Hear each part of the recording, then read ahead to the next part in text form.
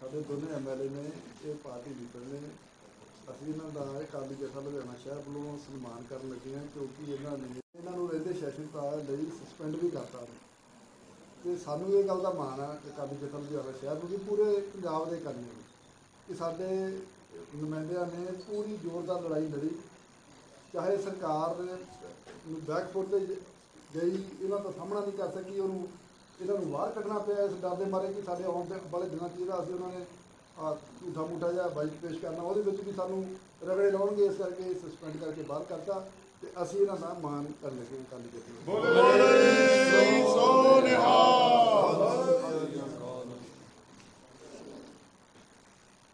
ਬੋਲੇ ਸੋ ਨਿਹਾਲ। ਬਹੁਤ ਧੰਨਵਾਦ ਜੀ। ਆਈਸ ਫੈਕਟਰੀ ਦੇ ਵਿੱਚੋਂ, ਬਰਫ਼ ਵਾਲੀ ਫੈਕਟਰੀ ਦੇ ਵਿੱਚੋਂ, ਸਰਦੀਆਂ ਦੇ ਦਿਨ ਹੋਣ, ਬਰਫ਼ ਵਾਲੀ ਫੈਕਟਰੀ ਦੇ ਵਿੱਚੋਂ ਠੰਡਾ ਪਾਣੀ ਲਿਆ ਲਾ ਕੇ ਸਾਡੇ 'ਤੇ ਪਾਣੀ ਦੀਆਂ ਵਿਛਾੜਾਂ ਮਾਰੀਆਂ। ਸੁਣਿਆ ਸੀ ਕਿ ਪਾਣੀ ਦੀਆਂ ਵਿਛਾੜਾਂ ਪੈਂਦੀਆਂ ਨੇ, ਪਰ ਇਹ ਨਹੀਂ ਬਈ ਲੋ ਟੈਂਪਰੇਚਰ ਵਾਲਾ ਪਾਣੀ ਲਿਆ ਕੇ ਸਾਡੇ ਉੱਤੇ ਪਾਣੀ ਦੀਆਂ ਵਿਛਾੜਾਂ ਕੀਤੀਆਂ ਜਾਣ। ਜਦੋਂ ਪਾਣੀ ਦੀਆਂ ਵਿਛਾੜਾਂ ਵੀ ਸਾਡੇ ਯੋਧਿਆਂ ਨੇ ਕੋਈ ਪਰਵਾਹ ਨਹੀਂ ਕੀਤੀ ਤੇ ਉਸ ਤੋਂ ਬਾਅਦ ਡਾਂਗਾਂ ਸੋਟੇ, ਜੋ ਬੁਰੀ ਹਾਲਤ ਕੀਤੀ, ਅਸੀਂ ਫਿਰ ਵੀ ਜਿਹੜੇ ਉਹਨਾਂ ਨੇ ਬੈਰੀਅਰ ਬੁਰੀਅਰ ਲਾਏ ਹੋਏ ਸੀ ਉਹ ਚੱਕ ਕੇ ਪਰੇ ਮਾਰੇ, ਅਸੀਂ ਅੱਗੇ ਨਿਕਲ ਗਏ। ਜਾਂ ਅੱਗੇ ਨਿਕਲੇ, ਅੱਗੇ ਬੱਸਾਂ ਲਾਈਆਂ ਖੜੀਆਂ ਸੀ ਐਨ ਜੋੜ ਕੇ। ਹੁਣ ਬੱਸਾਂ ਤਾਂ ਅਸੀਂ ਉੱਪਰੋਂ ਚੜ੍ਹਨੋਂ, ਜੇ ਸਾਨੂੰ ਪਤਾ ਹੁੰਦਾ ਅਸੀਂ ਕੋਈ ਨਾ ਕੋਈ JCB ਜਾਂ ਟ੍ਰੇਨਾਂ ਲੈ ਕੇ ਆਉਂਦੇ। ਉਹ ਜਿਹੜੀ ਸੀ ਅਖੀਰ ਨੂੰ ਸਾਨੂੰ ਫੜ ਕੇ ਉਹ ਥਾਣਿਆਂ 'ਚ ਲੈ ਗਏ।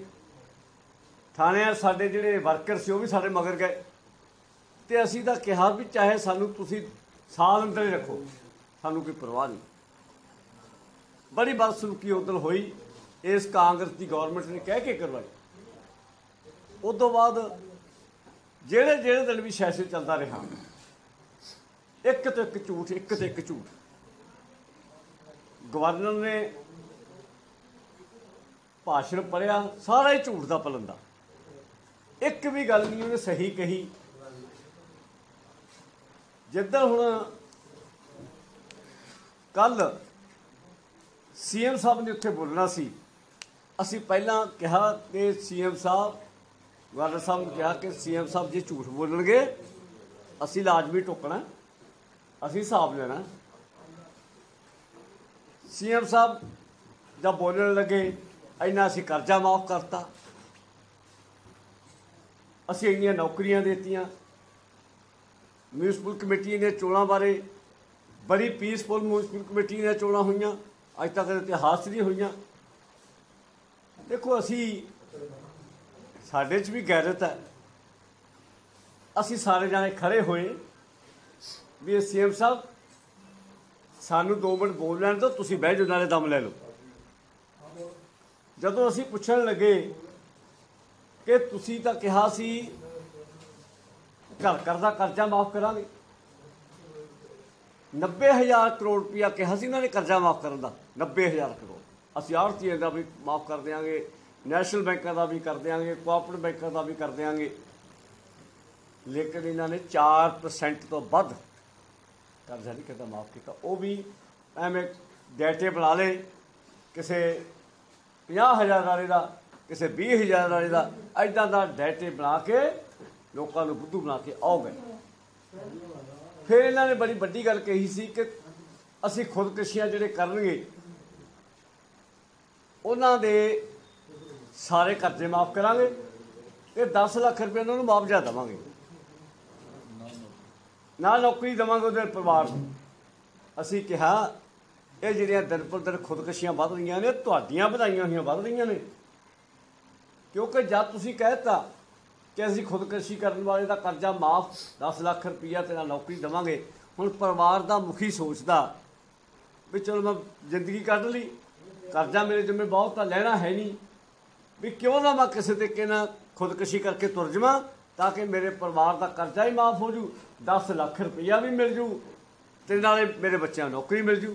ਹਾਂ, ਆਹ ਸੋਚ ਕੇ ਲੋਕ ਖੁਦਕੁਸ਼ੀਆਂ ਕਰ ਰਹੇ ਨੇ, ਤੁਸੀਂ ਕਹਿ ਕੇ ਕਰਵਾ ਰਹੇ ਹੋ। ਇਹ ਤੁਸੀਂ ਉਤਸ਼ਾਹਿਤ ਕਰ ਰਹੇ ਹੋ ਖੁਦਕੁਸ਼ੀਆਂ ਨੂੰ, ਲੇਕਿਨ ਉਹਨਾਂ ਨੂੰ ਕੀ ਪਤਾ ਕਿ ਸਾਡੇ ਜਾਣ ਤੋਂ ਬਾਅਦ ਤਾਂ ਸਾਨੂੰ ਨਾ ਕਰਜ਼ਾ ਮਾਫ ਹੋਣਾ, ਨਾ 10 ਲੱਖ ਰੁਪਈਆ ਮਿਲਣਾ, ਨਾ ਤਾਂ ਕੋਈ ਨੌਕਰੀ ਮਿਲਣੀ। ਉਹ ਪਰਿਵਾਰ ਨੂੰ ਬਰਬਾਦ ਕਰਕੇ ਤੁਰ ਜਾਂਦਾ।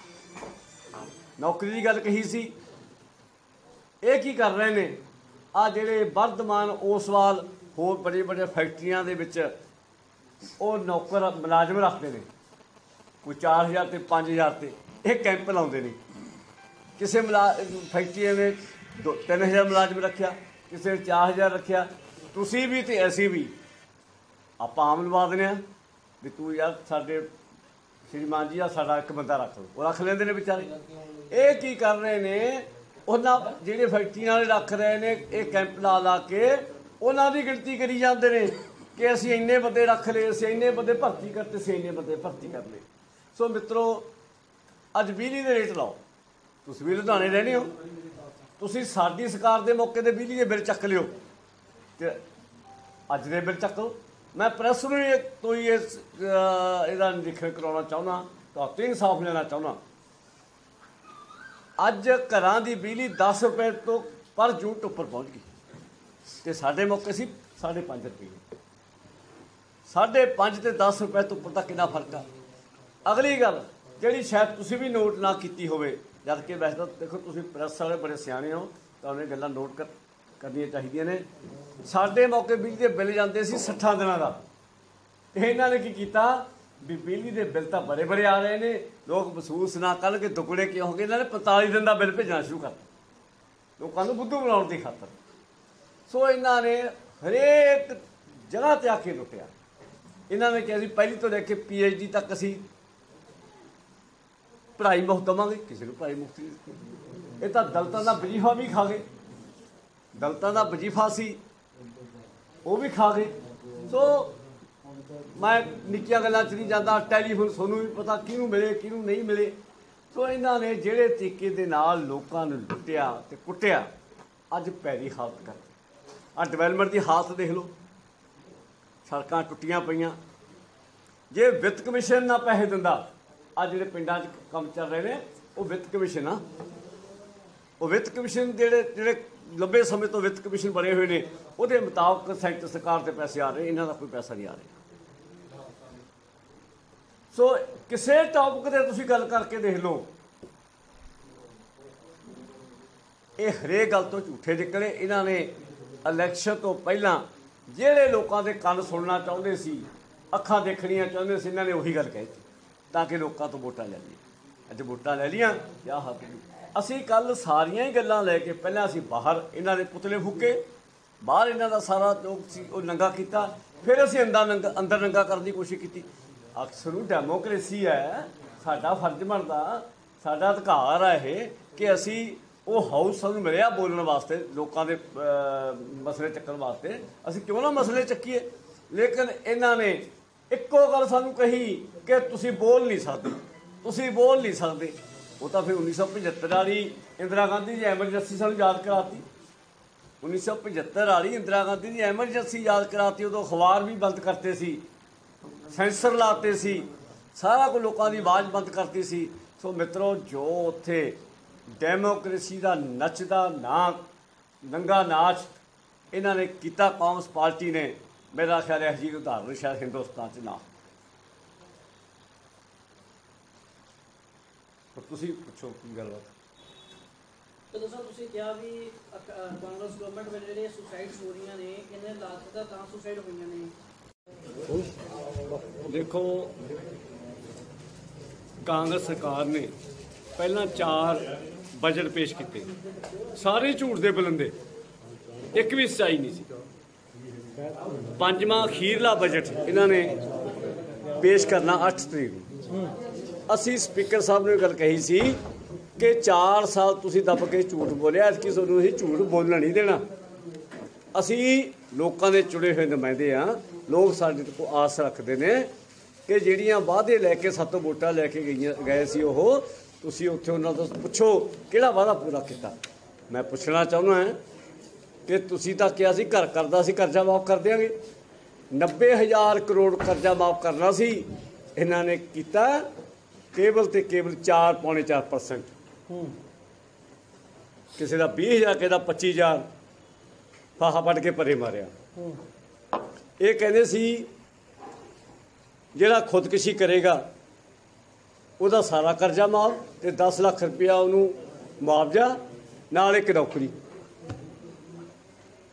ਦਿੱਤਾ ਕੱਖ ਵੀ ਨਹੀਂ। ਹੁਣ ਜਿਹੜੇ ਖੁਦਕੁਸ਼ੀ ਕਰ ਰਹੇ ਨੇ ਇਹਨਾਂ ਦੇ ਕਹੇ ਤੇ ਹੋ ਰਹੀਆਂ ਨੇ ਖੁਦਕੁਸ਼ੀਆਂ। ਉਹ ਖੁਦਕੁਸ਼ੀ ਕਿਉਂ ਕਰ ਰਹੇ ਨੇ? ਉਹਨਾਂ ਦੇ ਮਨ ਦੇ ਵਿੱਚ ਇੱਕ ਭੁਲੇਖਾ ਵਿਚਾਰਿਆਂ ਦੇ, ਅਨਭੋਲ ਵਿਚਾਰੇ ਉਹ ਪਰਿਵਾਰ ਨੇ, ਉਹਨਾਂ ਦੇ ਮਨ 'ਚ ਆ ਵੀ ਕਾਂਗਰਸ ਸਰਕਾਰ ਨੇ ਜੇ ਅਸੀਂ ਸ਼ੋਸ਼ਣ ਕਰ ਲਾਂਗੇ ਸਾਨੂੰ 10 ਲੱਖ ਰੁਪਈਆ ਵੀ ਮਿਲ ਜੂ, ਮੇਰੇ ਪਰਿਵਾਰ ਦਾ ਕਰਜ਼ਾ ਵੀ ਮਾਫ ਹੋ ਜੂ ਤੇ ਨਾਲੇ ਮੁੰਡੇ ਨੂੰ ਨੌਕਰੀ ਮਿਲ ਜੂਗੀ। ਉਹ ਵਿਚਾਰਾ ਆਪਣੀ ਸ਼ੋਸ਼ਣ ਕਰਕੇ ਤੁਰ ਜਾਂਦਾ ਦੁਨੀਆ ਤੋਂ। ਨਾ ਕਰਜ਼ਾ ਮਾਫ ਹੁੰਦਾ, ਨਾ 10 ਲੱਖ ਮਿਲਦਾ, ਨਾ ਨੌਕਰੀ ਮਿਲਦੀ ਆ। ਪਰਿਵਾਰ ਉਲਟਾ ਬਰਬਾਦ ਹੋ ਜਾਂਦਾ। ਇਹਨਾਂ ਨੇ ਕਿਹਾ ਸੀ ਘਰ ਘਰ ਦੀ ਨੌਕਰੀ, ਇਹਨੂੰ ਨੌਕਰੀ ਦਿੱਤੀ। ਆ ਫੈਕਟਰੀਆਂ ਦੇ ਵਿੱਚ ਜਿਹੜੇ ਵਿਚਾਰੇ ਕੰਮ ਕਰਦੇ ਨੇ, ਕੋਈ ਵਰਧਮਾਨ, ਕੋਈ ਹੋਸਵਾਲ ਜਾਂ ਕਿਸੇ ਹੋਰ ਫੈਕਟਰੀਆਂ 'ਚ ਕੰਮ ਕਰਦੇ ਨੇ, ਉਹਨਾਂ ਫੈਕਟਰੀਆਂ 'ਚ ਜਿਹੜੇ ਬੰਦੇ ਰੱਖੇ ਜਾਂਦੇ ਨੇ ਉਹਨਾਂ ਦੀ ਗਿਣਤੀ ਕੈਂਪ ਲਾ ਕੇ ਉਹ ਵਿਚਾਰੇ ਕੋਈ 2,000 ਤੇ ਰੱਖ ਹੁੰਦਾ, ਕੋਈ 4,000 ਤੇ ਰੱਖ ਹੁੰਦਾ। ਉਹੀ ਗਿਣਤੀ ਕਹਿ ਦਿੰਦੇ ਨੇ ਅਸੀਂ ਇੰਨੇ ਭਰਤੀ ਕਰਨੇ। ਸਾਡੇ ਦਾ ਸੇਵਾ ਕੇਂਦਰ ਸੀ, ਅਸੀਂ ਸੇਵਾ ਕੇਂਦਰ 1500 ਸੇਵਾ ਕੇਂਦਰ ਬਣਾਇਆ ਸੀ ਪੰਜਾਬ। 1500 ਸੇਵਾ ਕੇਂਦਰ, ਇੱਕ ਕੇਂਦਰ ਮਗਰ ਬਣਦਾ ਸੀ 4 ਮੁਲਾਜ਼ਮ। 6,000 ਤਾਂ ਅਸੀਂ ਮੁਲਾਜ਼ਮ ਸਿੱਧੇ ਉਹੀ ਰੱਖਣੇ ਸੀ, ਨਾਲੇ ਸਾਰਾ ਖਰਚਾ ਵੀ ਸੇਵਾ ਕੇਂਦਰ 'ਚ ਚੱਕਣਾ ਸੀ। ਇਹਨਾਂ ਤੋਂ ਉਹ ਵੀ ਬੰਦ ਕਰਤੇ। ਇਹਨਾਂ ਤਾਂ ਦੇਣਾ ਤਾਂ ਕੀ ਸੀ, ਬਲਕਿ ਸਾਡੇ ਸੇਵਾ ਕੇਂਦਰ ਬੰਦ ਕਰਤੇ। ਨਾਲੇ ਲੋਕਾਂ ਦੇ ਜਿਹੜੇ ਮਸਲੇ ਸੀ 4-5 ਕਿਲੋਮੀਟਰ ਦੇ ਘੇਰੇ ਦੇ ਵਿੱਚ ਉਹ ਸਾਰੇ ਮਸਲੇ ਹੱਲ ਹੋ ਜਾਣੇ ਸੀ। ਇਹਨਾਂ ਨੇ ਉਹ ਵੀ ਬੰਦ ਕਰਤੇ। ਮਹਿੰਗੀ ਬਿਜਲੀ ਦੀ ਚਰਚਾ ਇੰਨੀ ਜ਼ਿਆਦਾ ਆ, ਸਾਰੇ ਹਿੰਦੁਸਤਾਨ ਤੋਂ ਸਭ ਤੋਂ ਵੱਧ ਮਹਿੰਗੀ ਪੰਜਾਬ ਦੇ ਵਿੱਚ ਆ ਬਿਜਲੀ। ਆ ਇੰਡਸਟਰੀ ਨੂੰ ਕਹਿੰਦੇ ਸੀ 5 ਰੁਪਏ ਯੂਨਿਟ ਬਿਜਲੀ ਦੇਵਾਂਗੇ, ਅੱਜ ਕੀ ਭਾਅ ਮਿਲ ਰਹੀ ਆ? 9.5 ਰੁਪਏ ਤੋਂ ਉੱਪਰ। ਜਿਹੜੀ ਘਰਾਂ ਦੀ ਬਿਜਲੀ ਹੈ ਉਹ 10 ਰੁਪਏ ਤੋਂ ਉੱਪਰ। ਸਾਡੇ ਮੌਕੇ ਤਾਂ 5.5 ਰੁਪਏ ਸੀ। ਸੋ ਇੰਨੇ ਜ਼ਿਆਦਾ ਮਸਲੇ ਨੇ। ਆ ਐਸੀਆਂ ਦਾ ਵਿਚਾਰੇ ਬੱਚਿਆਂ ਦਾ ਇਹ ਵਜ਼ੀਫਾ ਖਾ ਗਏ। ਉਹ ਜਿਹੜੇ ਇਸ ਮੌਕੇ ਸਰਕਾਰੀ ਸਕੂਲਾਂ ਕਾਲਜਾਂ ਦੇ ਵਿੱਚ ਬੱਚਿਆਂ ਦੀ ਗਿਣਤੀ ਘਟਦੀ ਜਾ ਰਹੀ ਹੈ। ਕਿਉਂ? ਵਿਚਾਰਿਆਂ ਕੋਲ ਫਾਈਨੈਂਸ਼ੀਅਲੀ ਹਾਲਤ ਚੰਗੀ ਨਹੀਂ ਹੈ, ਵਜ਼ੀਫਾ ਮਿਲਿਆ ਨਹੀਂ ਹੈ। ਸੋ ਮੈਂ ਸਮਝਦਾ ਇਹਨਾਂ ਦੀਆਂ ਨਲਾਇਕੀਆਂ ਕਰਕੇ ਪੰਜਾਬ ਤਬਾਹ ਹੋ ਰਿਹਾ।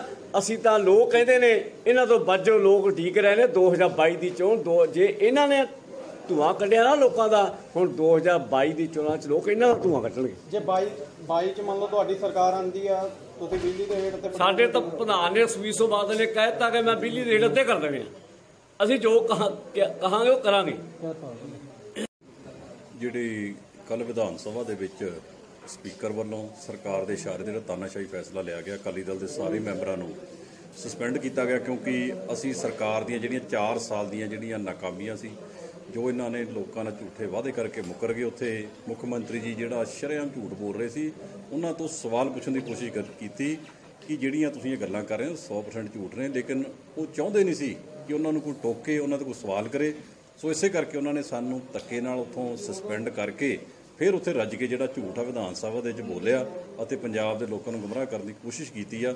ਸੋ ਇਸੇ ਲਈ ਅਸੀਂ ਲੋਕਾਂ ਨੂੰ, ਜੋ ਲੋਕਾਂ ਦੀ ਆਵਾਜ਼ ਆ ਜਾਂ ਲੋਕਾਂ ਦੀ ਜੋ ਮੰਗ ਹੈਗੀ ਆ, ਉਹ ਅਸੀਂ ਸਰਕਾਰ ਤੱਕ ਮੀਡੀਆ ਰਾਹੀਂ ਜਿਹੜੀ ਅਸੀਂ ਪਹੁੰਚਾ ਰਹੇ ਹਾਂ। ਲੋਕਾਂ ਦੀ ਜੋ ਵੀ ਗੱਲ ਹੈਗੀ ਅਸੀਂ ਸਾਡੀ ਬੁਲੰਦ ਕਰਨੀ ਆਵਾਜ਼ ਹੈ, ਸਾਡੀ ਡਿਊਟੀ ਆ, ਉਹ ਤੋਂ ਅਸੀਂ ਆਪਣੀ ਡਿਊਟੀ ਨਿਭਾ ਰਹੇ ਹਾਂ। ਸਰਕਾਰ ਨੇ ਜਿੰਨਾ ਮਰਜ਼ੀ ਜ਼ੋਰ ਲਾ ਲਵੇ, ਲੇਕਿਨ ਸਾਡੀ ਆਵਾਜ਼ ਨੂੰ ਜਿਹੜੀ ਦਬਾ ਨਹੀਂ ਸਕਦੀ। ਜੀ ਅਸੀਂ ਤਾਂ ਅੱਜ ਆਪਣੇ ਨੁਮਾਇੰਦਿਆਂ ਦਾ ਸਨਮਾਨ ਕੀਤਾ, ਜਿਨ੍ਹਾਂ ਨੇ ਪੰਜਾਬ ਦੀ ਆਵਾਜ਼ ਨੂੰ ਵਿਧਾਨ ਸਭਾ ਦੇ ਵਿੱਚ ਬਾਖੂਬੀ ਬੁਲੰਦ ਕੀਤਾ। ਔਰ ਜਿਸ ਕਰਕੇ ਅਸੀਂ ਵਿਧਾਨ ਸਭਾ ਵਿੱਚ ਲੋਕ ਨੁਮਾਇੰਦਿਆਂ ਨੂੰ ਭੇਜਦੇ ਨੇ, ਇਹਨਾਂ ਨੇ ਉਸ ਲੋਕਾਂ ਦੀਆਂ ਆਸਾਂ ਤੇ ਖਰੇ ਉਤਰੇ। ਇਸ ਕਰਕੇ ਅੱਜ ਅਸੀਂ ਇਹਨਾਂ ਨੂੰ ਸਨਮਾਨਿਤ ਕੀਤਾ, ਕਿਉਂਕਿ ਇਹਨਾਂ ਨੇ ਆਵਾਜ਼ ਬੁਲੰਦ ਕੀਤੀ, ਉਹਨਾਂ ਨੇ ਇਹਨਾਂ ਨੂੰ ਸਸਪੈਂਡ ਕਰ ਦਿੱਤਾ। ਸੋ ਇਹ ਪੰਜਾਬ ਦੀ ਆਵਾਜ਼ ਲੈ ਕੇ, ਕਿਉਂਕਿ ਪੰਜਾਬ ਦੀ ਵਿਰੋਧੀ ਧਿਰ ਇਸ ਵੇਲੇ ਜਿਹੜੀ ਬਣੀ ਹੋਈ ਆ ਉਹ ਤਾਂ ਨਾਲ ਰਲਦੀ ਕਾਂਗਰਸ ਦੇ। ਸੋ ਵਿਰੋਧੀ ਧਿਰ ਦਾ ਰੋਲ ਸਾਡੀ ਪਾਰਟੀ ਨੇ ਅਦਾ ਕਰਦੇ ਹੋਏ ਪੰਜਾਬ ਦੀ ਆਵਾਜ਼ ਬੁਲੰਦ ਕੀਤੀ ਹੈ। ਇਸ ਕਰਕੇ ਅਸੀਂ ਆਪਣੇ ਨੁਮਾਇੰਦਿਆਂ ਦਾ ਸਨਮਾਨ ਕੀਤਾ।